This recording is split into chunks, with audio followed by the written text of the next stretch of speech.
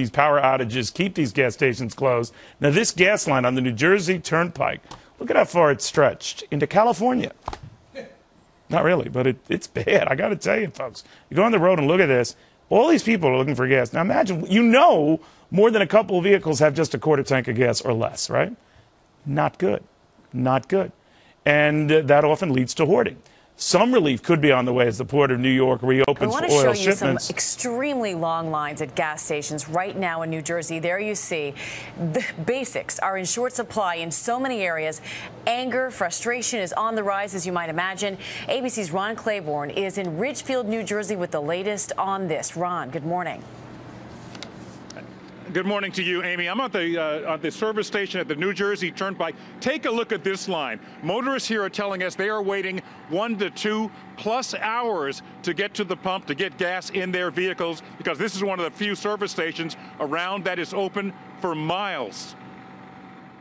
Long lines triggering short tempers. I'm down to the bottom of my fuel.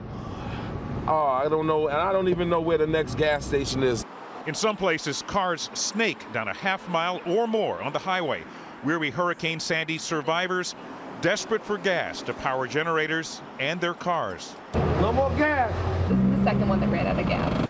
The manager of this BP station on New York's Long Island says he sold about 10,000 gallons on Wednesday, 3 times what he sells on a normal day.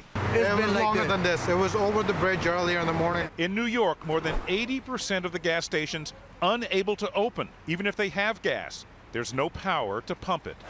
Here on the Jersey Turnpike, the opposite problem. There's power, but stations are running dry and can't get new deliveries. Cars more than 100 deep.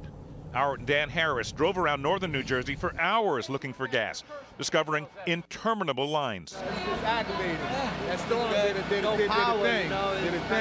Meantime, electricity is still out across 15 states this morning. Overnight, 6 million households and businesses. That's as many as 44 million people, according to the Associated Press, still in the dark. Residents forced to adjust to a maddening waiting game as power is only slowly restored.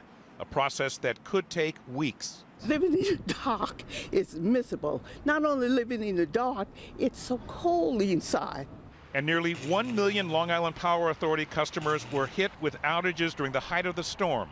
Nearly its entire network affected. This is clearly the worst storm we've ever encountered, and it can't get much worse than this. And another casualty of the power outage is cell phone service. Many cell phones not working in the affected area, forcing people to revert to the old-fashioned way of making a phone call, payphones. George?